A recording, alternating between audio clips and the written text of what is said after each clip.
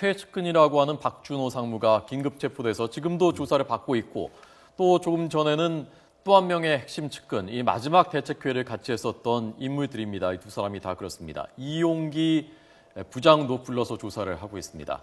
지금 수사가 어떤 수순으로 어떻게 진행되고 있는 것인지 실제 수사를 과거에 맡았었던 검찰에서 부장검사까지 지냈었던 이중재 변호사의 해설 분석을 좀 들어보려고 합니다. 이 자리에 나와 있습니다. 어서 오십시오. 네, 안녕하세요. 안녕하십니까. 자, 우선 이용기 부장이요. 소환 조사를 받고 있다는데요. 어느 정도의 비중을 갖고 있는 인물인가요? 예, 이용기 부장은 10여 년간 성완종 회장을 지근거리에서 보조한 인물이고, 예. 그렇기 때문에 조성한 비자금을 인출하고 사용하는 내역을 잘 알고 있을 것이라고 검찰에서 판단한 것으로 보입니다. 네. 그 박준호 상무를 긴급 체포해서 조사를 하고 있고, 그리고 또 한 명을 불러서 조사를 하고 있고, 그러면 과거 검사하셨던 입장에서 볼 때 지금 뭐가 어떻게 돌아가고 있는 것 같습니까? 예, 지금 검찰 입장에서 이 사건을 바라보면은 예. 대단히 어려운 수사고 답답할 것 같습니다. 성완종 회장이 남긴 자료라고는 지금 메모지, 예. 그리고 경향신문과의 인터뷰 내용이 담긴 녹음 파일인데요. 예. 물론 그 중에 두 분에 대해서는 상대적으로 증거가 많이 확보가 돼 있습니다만은 나머지 6분에 대한 내용은 너무 추상적인 내용이고, 예. 이분들을 포함해서 현재 증거가 확보된 2명에 대한 추가적인 수사를 위해서도 검찰로서는 비자금을 인출하고 사용한 내역을 잘 아는 사람들의 진술이나 이를 객관적으로 뒷받침해 줄 수 있는 비밀 장부 등의 자료를 확보하는 것이 대단히 중요한 일입니다. 예. 예. 그런 와중에 경남기업에서 압수수색을 당한 이후에 CCTV를 꺼놓고 일부 자료를 빼돌렸다. 예. 그리고 이 과정에 박준호 전 상무, 그리고 이제 이모 씨 비서실장 역할을 하던 이 사람들이 조직적으로 관여를 한 혐의를 포착을 한 거죠. 그렇기 예. 때문에 예. 만약에 빼돌렸다면 그것이 가장 핵심적인 증거가 될 것이고, 그렇기 때문에 이 사람들을 직접 지금 불러서 조사를 하고 있는 것입니다. 예. 그 증거를 인멸했다는 게 그러니까 성 전 회장이 숨지기 전에 했다는 거죠? 3월 달에. 그렇습니다. 예. 예. 그러면 뭘 인멸했을까요?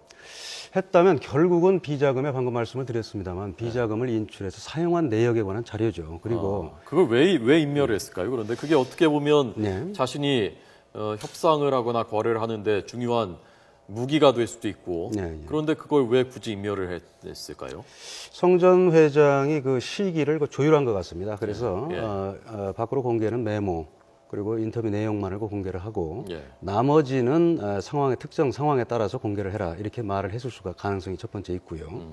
그리고 성 전 회장이 이미 공개를 하라고 얘기를 했다 하더라도 예. 지금 박준호 전 상무 입장이나 그 이용기 비서의 입장에서는 지금 유족 측과도 상의를 했을 겁니다. 예. 유족 측이 공개를 굳이 원하지 않는다면은 네. 밖으로 빼돌렸을 가능성이 상당히 높은 거죠. 예.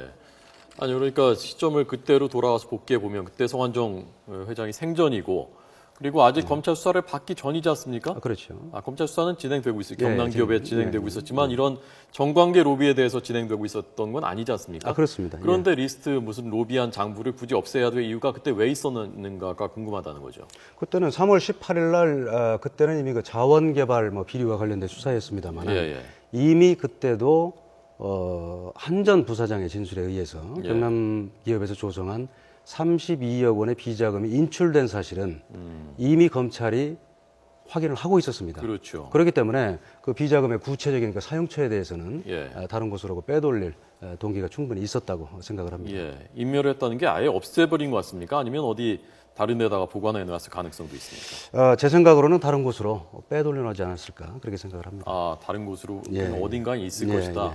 그러니까 검찰 수사팀 입장에서도 지금 그럴 가능성을 염두에 두고 이 사람들을 부르는 거겠군요. 그렇습니다. 검찰 입장에서는 그것이 가장 지금 중요한 증거이기 때문에 예. 그 자료를 어떻게 하든지 확보하려고 지금 노력을 하고 있는 거죠. 예. 그러면 지금 박준호 상무도 그렇고 이용기 부장도 그렇고 그거 거기 있습니다라고 그냥 얘기는 해주진 않을 것 아닙니까? 그렇죠. 그러면 검찰 수사하는 검사 입장에서는 그걸 어떻게 접근을 해가나요?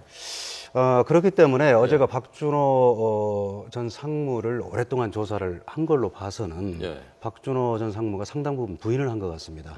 그럼에도 불구하고 검찰의 입장에서는 박준호 상무를 그대로 석방할 경우에 나머지 관련자들과 입을 맞출 가능성이 거의 확실하기 때문에 긴급 체포를 한 거죠. 그렇게 하고 거기에 관련됐다고 의심이 되는 사람들을 지금 동시다발적으로 불러서 입을 맞추지 못하도록 그런 방법으로 수사를 진행하고 있다고 생각을 합니다. 지금 박준호 상무는 어제 비밀장부가 내가 아는 한은 없다. 있다고 알고 있다라는 취지의 말을 했고, 그런데 그 수행비서했었던 금모 씨라는 사람은 비밀장부가 반드시 있을 것이다라고 말을 했다는 거거든요. 저 금모 씨의 발언은 어떤 맥락이라고 봐야 됩니까? 금모 씨가 뭐 직접 관여를 했는지는 모르겠습니다만 직접 관여를 했다면 알고 있을 거고요. 그다음에 관여를 하지 않았더라도 돌아가는 사정을 다른 사람에게 들었을 가능성이 있습니다. 그런 경우에 자기는 분명히 있다고 믿는 거고요. 그런 말을 했을 거고요. 왜 했죠? 근데 그 말을 비밀장부가 지금 있다고 해서 그게 유리하지 않다는 것은 알 텐데 저 금모 씨는 왜 그런 말을 했을까요? 본인이 거기에 관여하지 않았다면 본인은 뭐 공범도 아니고 자신이 처벌받을 가능성은 없다고 생각을 했을 겁니다. 네. 그 이용기 부장이 그러니까 국회의원 때는 보좌관이었고 보좌관은 여러 그 비서진 중에 제일 직급이 높은 사람이지 않습니까? 그리고 경남 기업에서는 홍보팀장 했었다고 하니까 아주 핵심적으로 믿을 만한 사람이었던 것 같은데요. 이용기 부장한테는 어떤 걸 조사를 할까요, 검찰이? 이용기 부장도 지금 뭐 반복되는 말씀입니다만은 구체적으로 조성된 비자금을 어떻게 인출해서 누가 누구에게 전달했는지 직접 뭐 전달을 했든 아니면 다른 사람이 전달하는 것을 알고 있든 그런 부분을 집중적으로 조사를 하고 있는 것으로 생각합니다. 그러면 이용기 부장이 나는 모릅니다. 그러면 어떻게 합니까, 검찰에서? 검찰로서는 그 답답한 노릇이죠. 그렇기 때문에 동시다발적으로 그렇게 전달에 관여했다고 생각되는 사람들을 불러서 조사를 하다 보면은 대질도 할 수 있나요? 그렇습니다. 나중에 대질도 할 수 있고 그다음에 동시에 그 불러서 그 조사를 하다 보면은 말이 좀 안 맞을 수도 있고 모순되는 부분을 가지고 다시 그걸 가지고 추궁을 할 수가 있는 거죠. 그러니까 긴급 체포한 것은 그래서 나가서 말을 맞추거나 그렇습니다. 또 체포된 것 자체가 또 심리적인 압박을 주는 것이니까. 그렇습니다. 그래서 어제 이제 긴급 체포를 했군요. 그렇습니다. 물론 뭐 검찰이 혐의가 뭐 전혀 혐의를 입증할 만한 증거가 전혀 없는데 체포를 했을 리는 없고요. 검찰이 긴급 체포를 한 시점으로부터 48시간 이내에 법원에 구속영장을 청구를 해서 영장을 발부받아야만 구속을 유지한 상태에서 계속 조사를 할 수가 있습니다.